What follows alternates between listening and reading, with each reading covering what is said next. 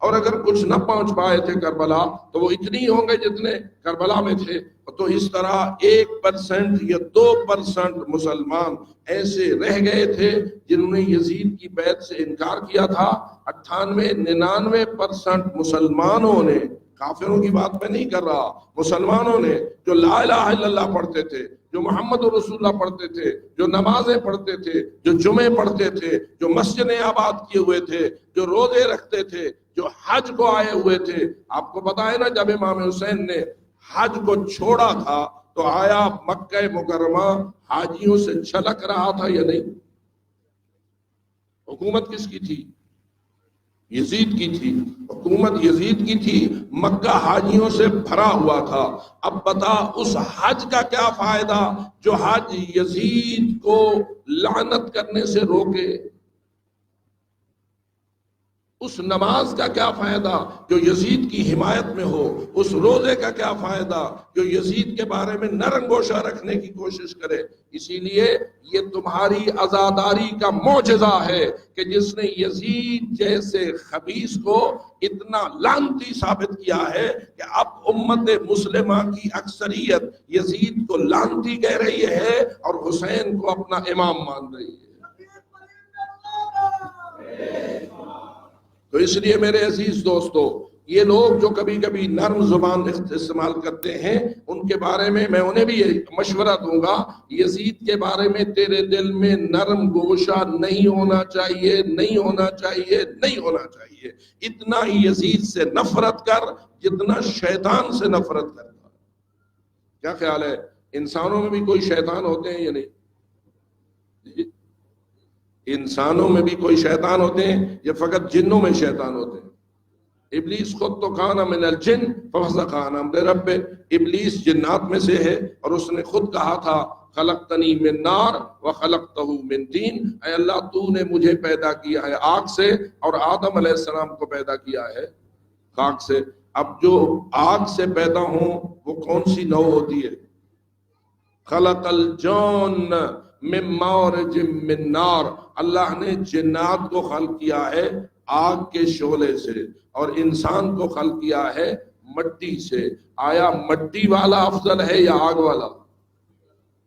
جو ہے میرے محترم دوستو، لیکن یہ لوگ آج یزید کے حق میں نرم گوشہ رکھتے ہیں. میں کہتا ہوں یہ ابلیس جو ہے اس نے بڑا چکر چلایا ہوا، اس پر مزید گفتگو بھی انشاءاللہ ہوگی، لیکن اس نے اتنی بڑی چالاکی اور شیطانی چلائی ہوئی ہے کہ اس مٹی والے انسان کو اپنا بنا لیتا ہے اور اتنا اپنا بنا لیتا ہے کہ بالآخر اسے یزید بنا دیتا ہے. اور یزید جیسا منحوس اس کے دام میں پھنس کر امام حسین اور خاندان رسول کا دشمن ہو جاتا ہے.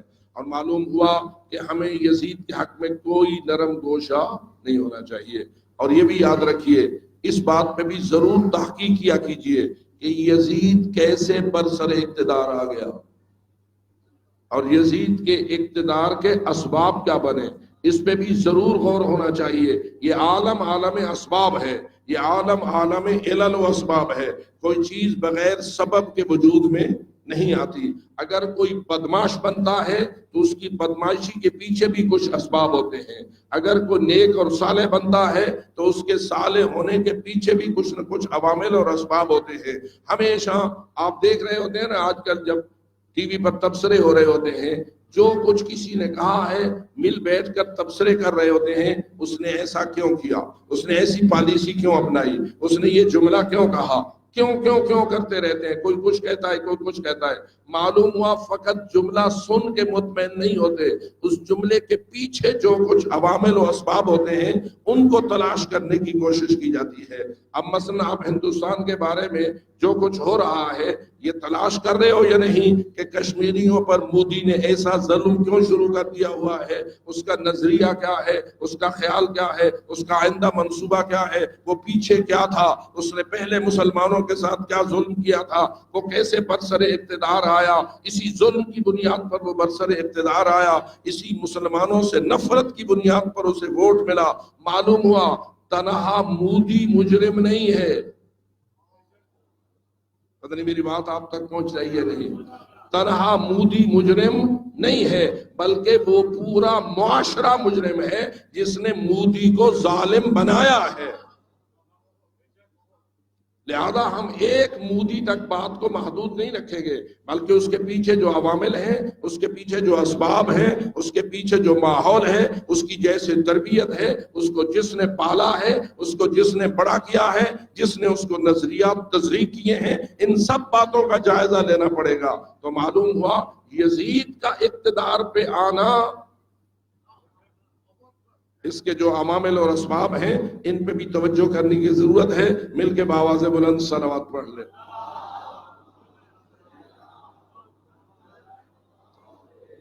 تو یاد رکھو مدینہ منورہ پہ حملہ ہوا، اور میں نے آپ کو یہ 2 جملے فقط بطور نشانی عرض کر دیے کہ مسجد نبوی بن گئی استبل، اور اس قدر بدکاری ہوئی کہ 1000 ولد الزنا مورخین کے نزدیک پیدا ہوئے۔ اب یہ بدکاری کہاں ہوئی؟ جی مدینہ منورہ میں۔ آپ فرمائیے کتنا بڑا ظلم ہے، کتنا بڑا جبر ہے، کتنی بڑی لعنت ہے ان بدبختوں پر جنہوں نے اللہ کے رسول کے مدینے کا یہ حال کر دیا۔ اور یہی وجہ ہے میرے عزیز دوستو کہ ہمیں اس بات کی طرف متوجہ رہنا چاہیے۔ امام زین العابدین کا جو زندگی امامت کا دور تھا وہ ہر لحاظ سے سخت تر تھا، اور یہی وجہ ہے مسلسل جو یزید کے بعد برسر اقتدار آئے وہ بھی کوئی یزید سے کم نہ تھے۔ آپ کو یاد ہے کہ یزید کے بعد کون برسر اقتدار آیا تھا؟ عجیب ہے، ایک عجیب بات ہے کہ یزید کے جو بیٹا تھا اس نے یہ کہہ کر اقتدار چھوڑ دیا تھا کہ میں اس پہ بھی لعنت کرتا ہوں جس نے اس اقتدار کو بنایا، اور میں اپنے باپ پہ بھی لعنت کرتا ہوں، اور میں یہ سمجھتا ہوں کہ میں اس لائق نہیں ہوں کہ میں یہ اقتدار کروں۔ اور نتیجہ یہ نکلا کہ اس نے اقتدار کو چھوڑ دیا، اور 40 دن کے اندر اسے زہر کے ذریعہ مار دیا گیا۔ یخرج الحی من المیت ومخرج المیت من الحی، اللہ فرماتا ہے میں مردوں سے زندہ نکالتا ہوں، زندوں سے مردے نکالتا ہوں۔ یعنی ہدایت یافتہ لوگوں سے گمراہ پیدا ہو جاتے ہیں، اور گمراہوں سے ہدایت یافتہ پیدا ہو جاتے ہیں۔ کہیں نوح کا بیٹا پیدا ہو جاتا ہے اور وہ نوح کا دشمن بن جاتا ہے، لیکن کہیں دشمن کے گھر میں ایسا پیدا ہو جاتا ہے کہ جو اپنے باپ پہ بھی لعنت کر رہا ہے۔ جس نے اپنے باپ پہ لعنت کی تھی، آپ اس پر رحمت کے لیے ایک صلوات تلاوت کیجیے۔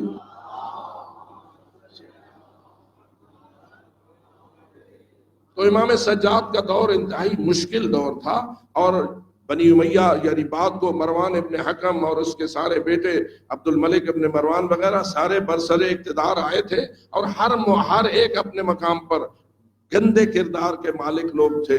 اسی لیے ہم بنی امیہ کو پسند نہیں کرتے، اور بنی امیہ کا ہمارے ساتھ کوئی تعلق نہیں ہے، اور یہی وجہ ہے کہ ہم بنی امیہ کے ہر برے شخص پر لعنت کرتے ہیں اور برائی پر لعنت کرتے ہیں۔ دراصل شخصیت کی وجہ سے برائی پہ لعنت ہوتی ہے۔ خداوند تعالی ہمیں ہر برائی سے محفوظ رکھے اور ہر نیکی کی محبت ہمارے قلوب میں داخل کرے۔ حسین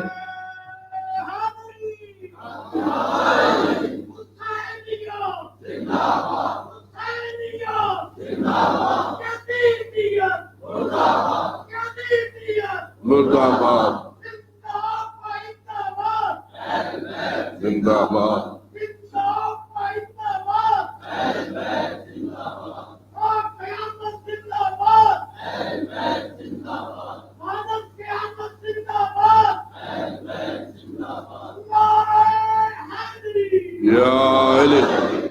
تو عزیزان من تھوڑا سا اس پہلو کی طرف متوجہ آپ کو میں نے کر دیا، اور یہ عرض کیا کہ حضرت امام جعفر صادق علیہ السلام ان کے نام پر کھلے دل سے صلوات تلاوت فرمائیے۔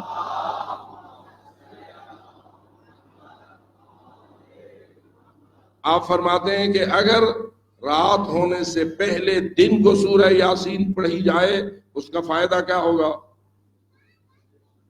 بندہ من المحفوظین والمرزوقین، اسے اللہ کی طرف سے 2 سعادتیں نصیب ہوں گی۔ ایک تو اللہ اسے حفاظت نصیب فرمائے گا، دوسرا اسے رزق نصیب فرمائے گا۔ بعض اوقات لوگ آتے ہیں پوچھتے ہیں سی ڈاڈے اوکھے ہیں، کوئی تویز دیوا، کوئی پھول دیوا، کوئی دعا دیوا۔ تو میں سب کو عرض کر رہا ہوں، مردوں اور عورتوں سب کو عرض کر رہا ہوں، ذرا اس نسخے کو آزماؤ تو صحیح۔ لیکن آزمانے کے لیے قرآن سے یاری لگانی ہوگی یا نہیں؟ جی ایسا تو نہیں ہے کہ قرآن غلاف میں لپٹا ہوا اوپر پڑا رہے اور آپ کہیں کہ ہمارا رزق وسیع ہو جائے۔ نہیں، یہی قرآن تیرے رزق کی وسعت کا وسیلہ بن سکتا ہے، بشرطے کہ تو اس سے پوچھ جو مع القرآن ہے، اور نسخہ ان سے لے۔ اور نتیجہ یہ ہے کہ اگر دن کو رات ہونے سے پہلے ایک شخص سورہ یاسین پڑھ لے تو اللہ اس کے رزق میں بھی اضافہ کرے گا، اللہ اسے سلامتی اور حفاظت بھی میسر فرمائے گا۔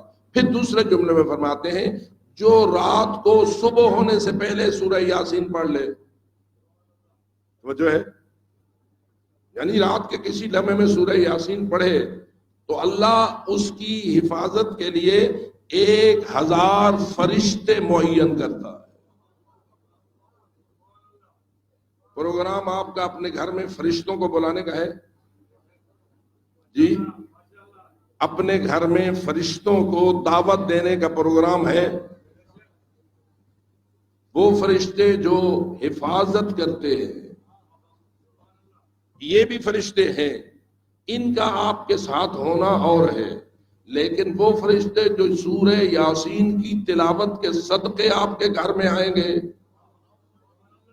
ان کی شان کچھ اور ہے۔ اور امام جعفر صادق علیہ السلام کا یہ ارشاد ہے کہ اگر صبح ہونے سے پہلے رات کو سورہ یاسین پڑھ لو تو اللہ آپ کو کیا کرے گا؟ 1000 فرشتے آپ کی حفاظت کے لیے معین کرے گا۔ یقیناً جب 1000 فرشتے معین ہوں گے تو پھر کوئی چیز آپ کو نقصان نہیں پہنچا سکے گی۔ لیکن میں اتنا جملہ ضرور کہوں گا، ہر چیز کی قبولیت کے کچھ شرائط ہوتے ہیں۔ ادھر سے بندہ فرشتوں کو دعوت دے، ادھر سے ٹی وی کھول دے اور اس پہ فوش فلم لگ جائے، اب بتائیے وہ فرشتے رہیں گے یا تشریف لے جائیں گے؟ فرشتے نیکی پسند مخلوق ہے یا برائی پسند؟ فرشتوں کا جو مزاج ہے وہ نیکیوں کو پسند کرتا ہے یا برائیوں کو پسند کرتا ہے؟ آپ سب جانتے ہیں کہ فرشتہ تو نیکی پسند مخلوق ہے، اس کا مزاج ہی خیر پسند ہے، وہ شر کو پسند نہیں کرتا۔ اس لیے پھر یہ شرط بھی تو ساتھ لگے گی نا کہ سورہ یاسین بھی پڑھو تو دیگر شرائط کو بھی پورا کرو۔ اس لیے میں آپ سے اپیل کروں گا، یہ دوغلا پالیسی نہیں چلنی چاہیے، ادھر سے اچھائی کر لی ادھر سے برائی کر لی۔ تو یاد رکھ، فرشتے برائی کو پسند نہیں کرتے۔ اللہ تعالیٰ کی ذات ہمیں ان ملائکہ کو دعوت دینے میں خلوص عطا فرمائے۔ خیر، تو حضرت امام جعفر صادق علیہ السلام نے فرمایا کہ جب آپ دن کو سورہ یاسین پڑھیں گے آپ کے رزق میں اضافہ ہوگا، آپ کو سلامتی میسر ہوگی۔ رات کو سورہ یاسین پڑھیں گے، ہزاروں فرشتے آپ کے گھر کی حفاظت کریں گے اور آپ کی حفاظت کریں گے۔ پھر حضرت امام جعفر صادق ہی کا فرمان ہے، بآواز بلند صلوات پڑھ لیں۔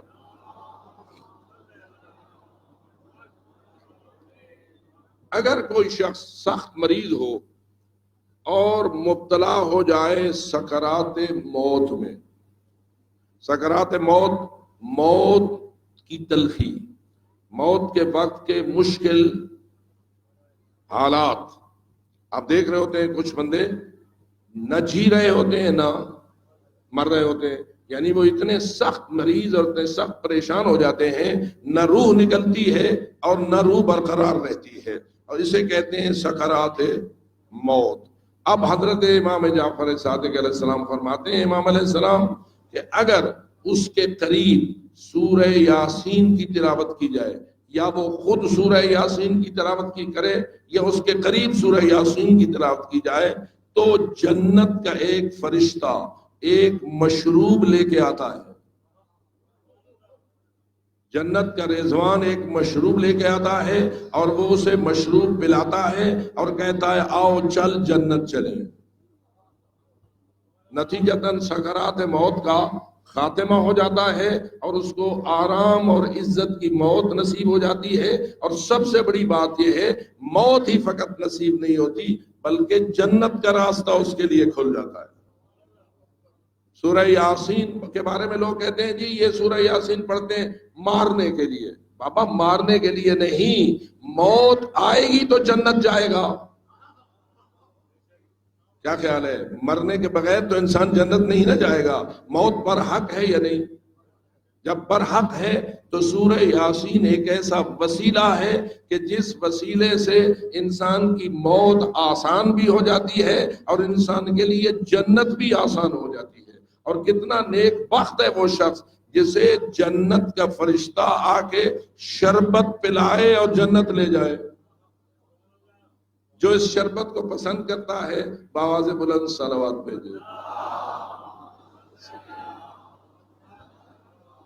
میرے خیال میں کچھ لوگ سوچ رہے ہوں گے کہ میں نے موت کے ساتھ شربت کی بات کی ہے تو یہ شربت ہمیں پسند نہیں ہے. کیا خیال ہے؟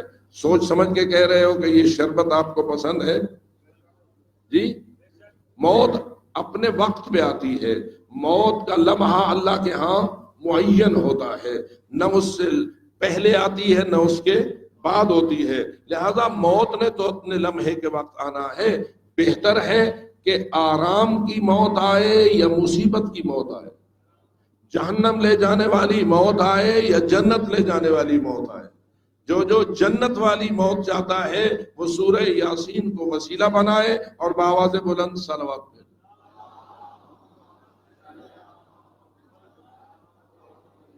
یہاں ایک جملہ اور بھی میں ضرور توجہ کے لیے عرض کروں گا اور وہ یہ کہ اس قسم کی جتنی دعائیں ہیں یا وسیلے ہیں یہ کس کے حق میں قبول ہوتے ہیں؟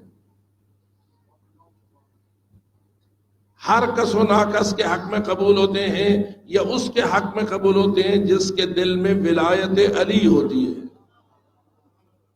یہ حدیث تو آپ ہمیشہ سنتے رہتے ہیں کہ اگر کوئی حضرت نوح جتنی عمر پائے اور ہر رات عبادت میں گزارے، ہر دن روزے سے گزارے، ہر سال پیدل حج کرے، کوئی وہ جتنا سونا اللہ کے نام پر تقسیم کر دے، صفا و مروہ کے درمیان بے جرم و خطا قتل ہو جائے، یہ سب کچھ بیان کر کے رسول اعظم نے فرمایا لم یوالک یا علی لم یشم رائحۃ الجنہ. اے علی اگر اس کے دل میں تیری ولایت کا نور نہیں ہے وہ جنت کی خوشبو بھی سونگھنے کا حقدار نہیں ہے.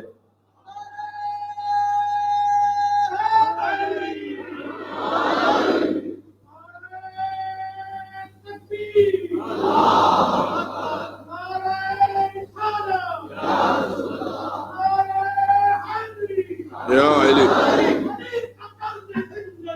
منافقت کی موت ہے، منافقت کی موت ہے. کربلا کربلا کربلا کربلا عقیدہ و جہاد ہے، نجات ہے، حیات ہے. حسین کی قربانیاں، حسین کی قربانیاں. یا علی اللہم صلی علی محمد و آلہ. اس حدیث کا مفہوم کیا بنا؟ نمازیں کس کی قبول؟ جی نمازیں کس کی قبول؟ جس کے دل میں ولایت علی ہے. روزے کس کے قبول؟ جس کے دل میں ولایت علی ہے. حج کس کے قبول؟ جس کے دل میں ولایت علی ہے. صدقات و خیرات، زکوٰۃ و خمس کس کے قبول؟ جس کے دل میں ولایت علی ہے. اور اگر وہ صفا و مروہ کے درمیان قتل ہو جائے تو اس کے قتل کب شہادت بنے گا؟ جب اس کے دل میں ولایت علی ہو۔ اب جس دل میں ولایت علی ہے جتنی زیادہ ہے اتنا بلند نعرے حیدری یہ عزاداری بہت بڑی خیرات تقسیم کرتی ہے۔ اس کی خیرات فقط وہ تبرک نہیں ہے جو پلیٹ میں آپ کو دیا جاتا ہے، اس کی خیرات فقط وہ شاپر میں ڈالا جانے والا چاول اور زردے کا پروگرام، وہ اتنی بڑی خیرات نہیں ہے جتنی بڑی خیرات وہ ہے جو ممبر سے تقسیم ہوتی ہے۔ مجھے اپریشیٹ نہ کیجئے، مجھے کوئی واہ واہ نہ کیجئے، واہ واہ کرنی ہے تو اپنے ان پیشواؤں اور اپنے اس رسول کو کیجئے جس نے تمہیں بتایا ہے کہ تمہاری نماز کیسے قبول ہوگی، تمہارا روزہ کیسے قبول ہوگا، تمہارا ماتم کیسے قبول ہوگا۔ تو جو ہو رہی ہے، اگر ولایت علی نہ ہو تو ماتم قبول، سجدے قبول، حج و زیارتیں قبول نہیں۔ ولایت علی، اور پھر ذرا دوسری طرف آئیے، جس میں ولایت علی نہ ہو وہ اگر بے نماز ہو تو مسئلہ اور ہے، لیکن جس میں ولایت علی ہو کیا وہ بھی بے نماز ہو جائے؟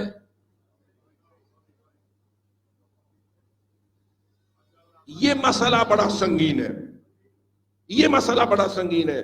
آپ کا آج کا ممبر ایسے لوگوں کے قبضے میں آ رہا ہے کہ جو ایسی ولایت سکھاتے ہیں جس میں نماز بھی نہ ہو، روزہ بھی نہ ہو، حج بھی نہ ہو، زکوٰۃ بھی نہ ہو، حیا بھی نہ ہو، شرم بھی نہ ہو، پردہ بھی نہ ہو، حلال و حرام کا فرق بھی نہ ہو۔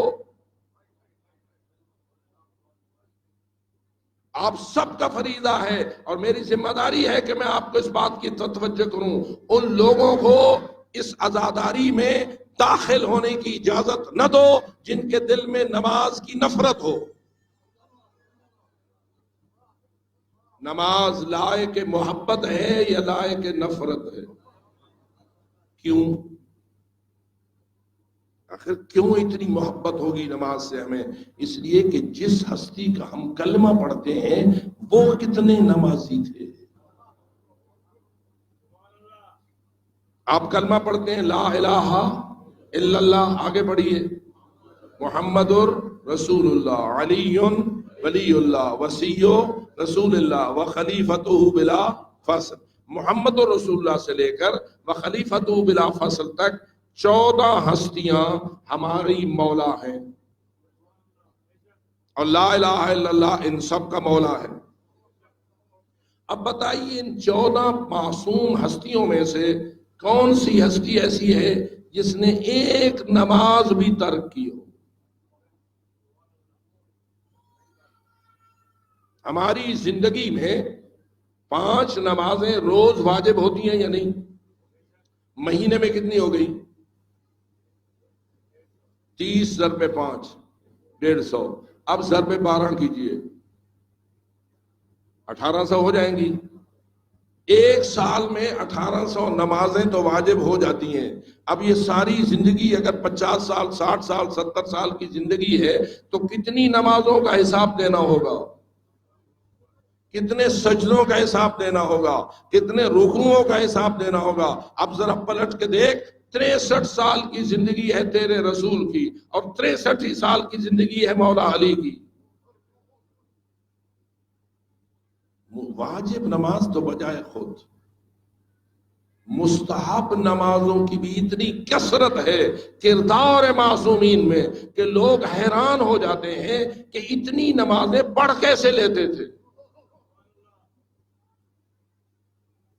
اور حیران ہوتا ہے بندہ جب قرآن کی اس آیت کو سوچتا ہے، یا ایھا المزمل قم اللیل الا قلیلا نصفہ او انقص منہ، اے میرے چادر میں لپٹے ہوئے رسول، رات کو قیام کیا کر لیکن ساری رات قیام نہ کیا کر، آدھی رات یا اس سے کم قیام کیا کر۔ میں پوچھتا ہوں رسول اکرم ساری رات قیام کرتے تھے تو اللہ نے فرمایا؟ جب اللہ نے کہا کہ رات کو آدھی رات یا اس سے کم قیام کیا کر تو طریقہ رسول کا اس سے کیا سمجھ آتا ہے کہ رسول ساری رات قیام رہتے تھے، یعنی نمازوں پہ نمازیں پڑھتے رہتے تھے اور آپ کے پاؤں پہ ورم ہو جایا کرتے تھے۔ اور یہ بتائیے یہ ساری رات جو نماز پڑھتے تھے سید الانبیاء محبت سے پڑھتے تھے یا نفرت سے پڑھتے تھے؟ جی نماز سے محبت تھی.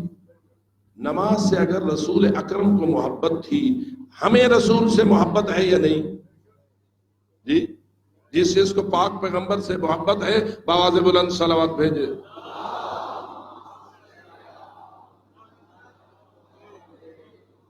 اب رسول اکرم سے سچی محبت کا تقاضا کیا ہوا؟ جس چیز سے رسول محبت رکھیں اس سے ہم اگر کہتے ہیں کہ رسول اکرم نے حضرت امام حسین سے اظہار محبت کیا، کندھے پہ بٹھایا، حالت سجدے میں کندھے پہ سوار ہوئے تو نہ اٹھایا، سر سجدے تھے جب تک کہ حسین نے اپنے آپ کو رسول کی پشت سے نیچے نہیں اتارا، اور ہزارہا اور مثالیں جو حضرت امام حسین کے ساتھ رسول اکرم کی محبت کی ہمارے پاس موجود ہیں. چونکہ رسول حسین سے محبت کرتے تھے اس لیے ہر رسول کے کلمہ گو کو بھی حسین سے محبت کرنا چاہیے. اگر رسول حسین سے محبت کریں تو ہمیں حسین سے محبت کرنا چاہیے. اگر رسول نماز سے محبت کریں، فقط شخصیت سے محبت کی بات ہے یا کردار سے محبت کی بات؟ بابا کردار ہے جو شخصیات کی محبت کی بنیاد بنتا ہے. کردار کی سچائی ہے جو ایک شخص کو محبوب بناتی ہے. میں نہیں مان سکتا کہ رسول امام حسین سے محبت رکھتے تھے اور امام حسین میں محبت والا کردار نہ تھا، بلکہ امام حسین کردار کے اس معراج پر فائز تھے کہ جتنا بھی رسول محبت کریں حسین سے اتنا حسین محبت کے لائق ہے. اور کیا خیال ہے کربلا جس نے آباد کی آیا رسول کی محبتوں کا حقدار ہے یا نہیں؟ کربلا جس نے آباد کی آیا پاک پیغمبر اس سے محبت رکھیں یا نہ رکھیں؟ اور یہی وجہ ہے میرے محترم دوستو، اگر آپ توجہ کرتے ہیں تو آپ کو سمجھ آئے گا لوگوں نے نماز پڑھی ایک اور انداز سے، حسین مولا نے نماز پڑھی ایک اور انداز سے. وہ وقت کتنا سخت تھا جب چند مجاہد رہ گئے تھے اور باقی شہید ہو گئے تھے، زوال ہوا تھا، اور امام حسین کی خدمت میں آپ کا ایک مخلص مجاہد آ کے کہہ رہا تھا جس کا نام ابو ثمامہ سیداوی ہے، کہہ رہا تھا کہ مولا زوال ہوا ہے، جی چاہتا ہے زندگی کی آخری نماز آپ کے پیچھے ادا ہو جائے.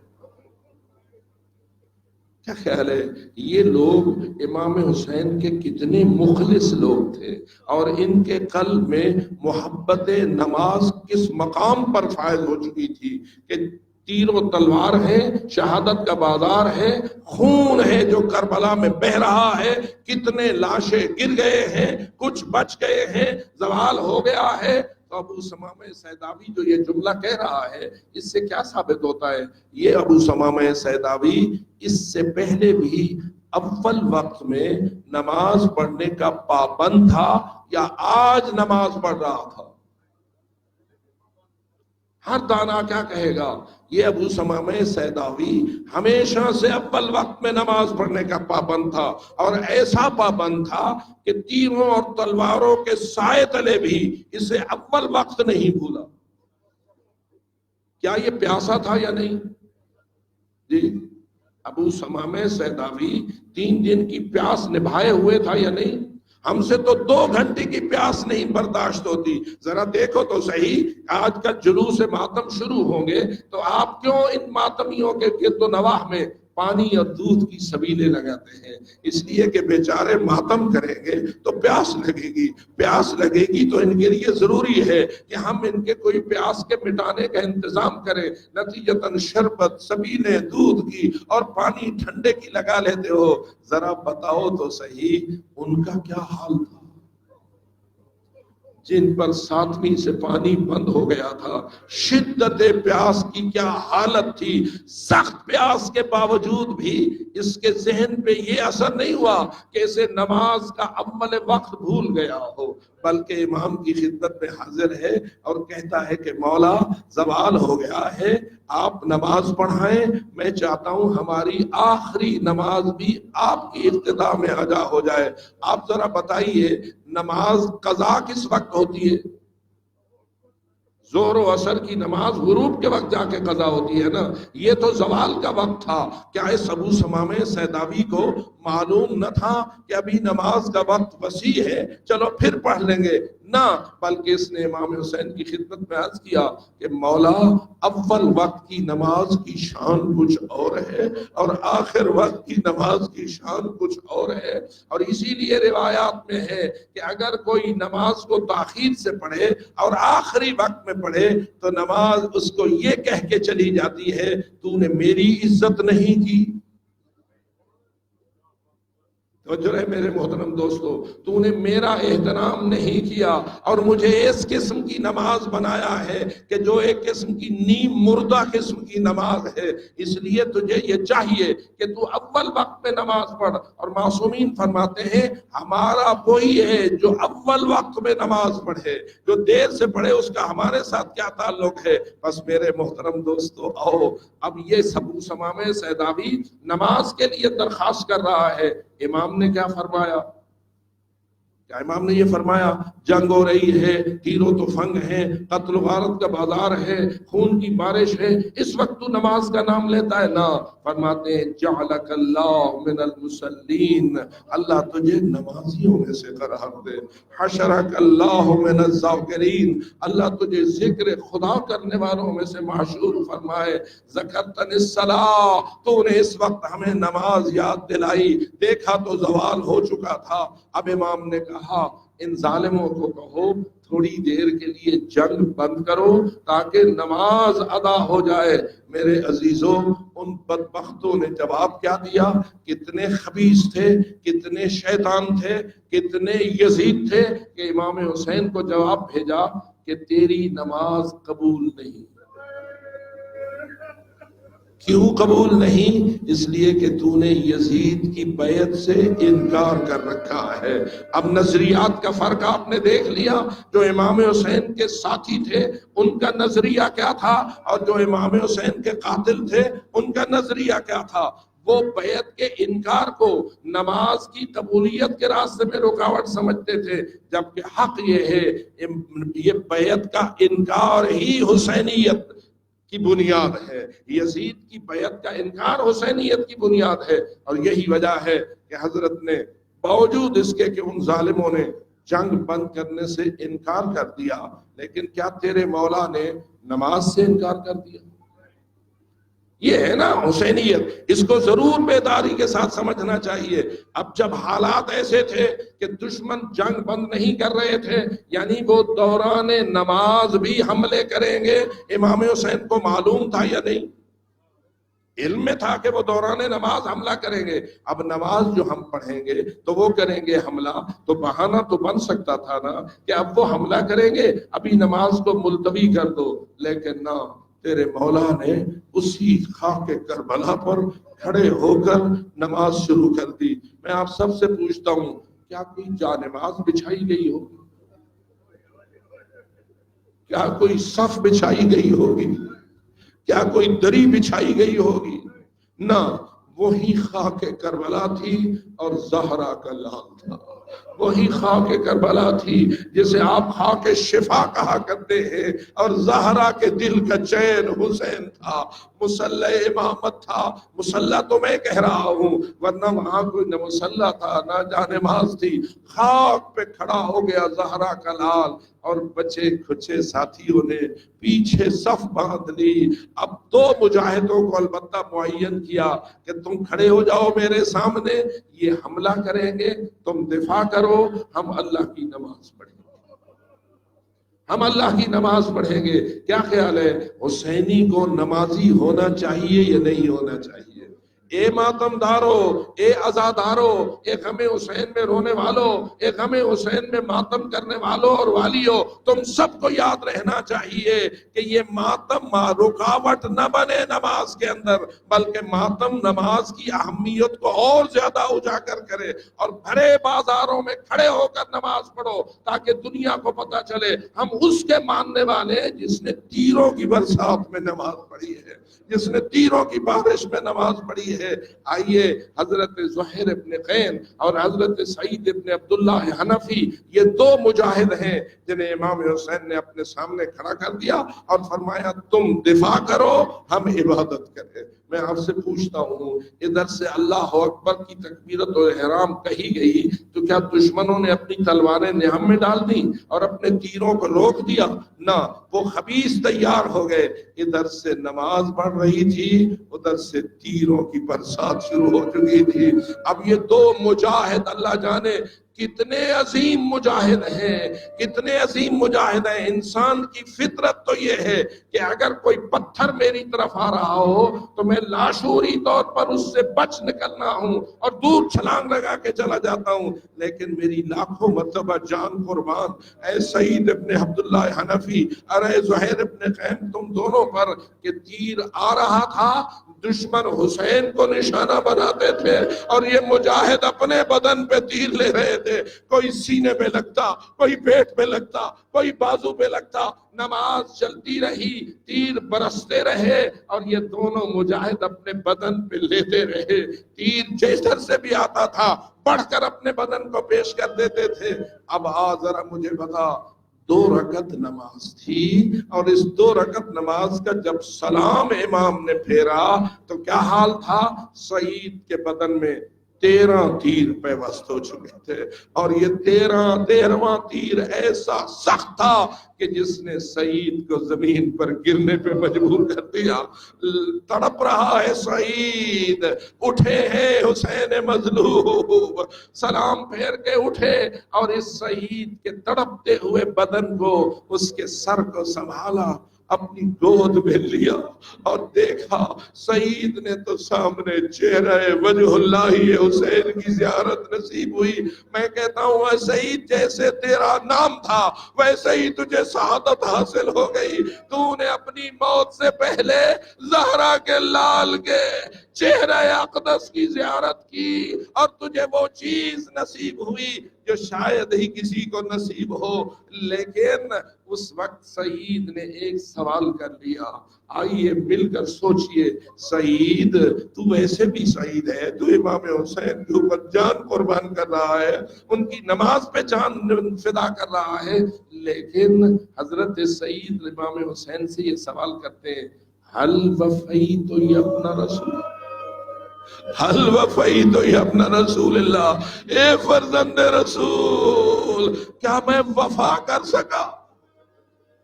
اللہ جانے کتنے مخلص لوگ تھے اور کتنے ان کے دل میں ولایت آل محمد کا نور موجود تھا کہ تڑپ چکا ہے، آخری لمحات ہیں اور امام سے پوچھ رہا ہے، حل وفیت یا ابن رسول اللہ، اے فرزند رسول، کیا میں وفا کر سکا؟ کیا میں وفادار ثابت ہو سکا؟ سوچ، امام حسین کا جواب بڑا عظیم ہے، فرماتے ہیں انت امامی الی الجنہ، میں جوانان جنت کا سردار ہے نا حسین، جب میں جنت جاؤں گا تو میرے آگے آگے چل رہا ہوگا، تو میرے آگے آگے جا رہا ہوگا۔ تو عزاداروں معلوم ہوا کتنی محبوب ہے نماز امام حسین کو، اور کتنی محبوب ہے ان کے اصحاب کو، اور کتنی حسینیت کا معراج ہے اللہ کی نماز۔ اس لیے معلوم ہوا جس کے دل میں ولایت علی ہوتی ہے وہ با نماز ہوتا ہے، بے نماز نہیں ہوتا۔ یہ جملہ کہہ کے بس میں آخری جملے کی طرف بڑھ رہا ہوں۔ فرمائیے کربلا میں فقط یہ مرد مجاہد موجود تھے یا خواتین بھی موجود تھی؟ اور اگر خواتین موجود تھی کیا ان کے پاس پانی تھا؟ جس سے وہ وضو کرتی ہو، پانی تو نہ تھا، اگر پانی ہوتا تو علی اصغر تڑپ تڑپ کے جان نہ دے دیتا۔ اس لیے عزیزان گرامی قدر، پانی نہ پینے کو تھا، نہ وضو کا پانی تھا، لیکن ذرا سوچو تو صحیح، زینب عالیہ کیا نماز پڑھتی تھی یا نہ پڑھتی تھی؟ ام کلثوم بی بی نماز پڑھتی تھی یا نہ پڑھتی تھی؟ فاطمہ نماز پڑھتی تھی یا نہ پڑھتی تھی؟ اور بڑی عجیب بات یہ ہے کہ اللہ نے عورتوں پر فرض کیا ہے کہ جب تم نماز پڑھ رہی ہو تو سر سے لے کے پاؤں تک سوائے چہرے کے باقی سارا بدن تمہارا کپڑے میں لپٹا ہوا ہو۔ میں کہتا ہوں آؤ ذرا بی بی زینب کبریٰ اور کربلا کی ان بیویوں کی اس نماز کے بارے میں پوچھو جو 11ویں 10ویں کی نماز مغرب و عشاء پڑھی گئی ہے، 11ویں کی شب کو پڑھی گئی ہے، چادریں لٹ گئی تھی، ہائے سروریا ہو چکی تھی، زیور لٹ گئے تھے، خیمے جل گئے تھے، شعلے اٹھ گئے تھے، کوئی نہ تھا جو ان بیویوں کو بچانے والا ہو۔ اتنے میں سورج ہو گیا غروب اور کھڑی ہے زہرا جائیاں، دیکھ رہی ہے نہر فرات کی جانب، کوئی نہیں جو پانی لائے۔ آیا نماز پڑھی یا نہ پڑھی؟ تو جواب یہی ہے، خاک کربلا پہ کیا تیمم، کھڑی ہو گئی قبلہ رخ ہو کر اور کہا یا اللہ ہماری اس نماز کو منظور کر لے، ہمارے سجدے کو منظور کر لے۔ عزادارو، یہ وہ حسینیت ہے جس سے بہتر اور تربیت کا کوئی ہمارے پاس وسیلہ نہیں ہے۔ اس لیے ہمیں اس نقطے کو نہیں بھولنا چاہیے، حسینی وہ ہے جو نمازی ہو، حسینی وہی ہے جو روزہ دار ہو، حسینی وہی ہے جو حج واجب کو ادا کرے، حسینی وہ ہے جو اللہ کی عبادت میں سستی نہ کرے بلکہ اللہ کی عبادت کو ادا کرے اور اللہ سے دعا کرے تجھے اس بی بی کا صدقہ جس نے بغیر چادر کے نماز پڑھی تھی، ان بیویوں کا صدقہ جن کے سر میں چادریں نہ تھیں اور پھر بھی وہ تیری عبادت کر رہی تھی۔ بلکہ ایک جملہ آخری عرض کروں، خود امام سجاد روایت کرتے ہیں کہ 11ویں کی نصف اللیل کے بعد میں نے دیکھا اٹھی ہے زہرا جائی زینب کبریٰ، کس لیے؟ تاکہ نماز تہجد ادا کرے، تاکہ نماز شب ادا کرے۔ فریضہ تو بجائے خود سنت اور ان نمازوں کو بھی اس خاندان نے نہیں چھوڑا۔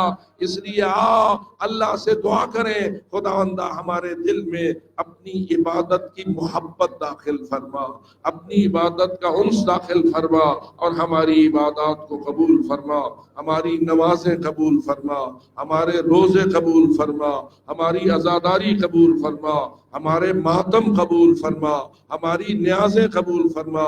غرض کہ جو بھی عمل ہم تیرے تقرب کی نیت سے کرتے ہیں خداوندہ ہمیں اس قربت پر فائز فرما اور ہماری عبادات کو شرف قبولیت نصیب فرما۔ ان کو بخش دے جنہوں نے ہمیں ان عبادات کی تربیت سکھائی ہے، ان کو بخش دے جنہوں نے عزاداری کو ہم تک پہنچایا ہے، ان کے درجات بلند فرما جنہوں نے عزاداری کی وراثت کو ہر قسم کا دکھ جھیل کر ہم تک پہنچایا ہے، اور خداوندہ ہمیں بھی اس عزاداری کی وراثت کو آئندہ نسلوں تک امن اور امان کے ساتھ منتقل کرنے کی توفیق عطا فرما۔ الا لعنت اللہ علی القوم الظالمین وسيعلم الذين ظلموا أي منقلب ينقلبون۔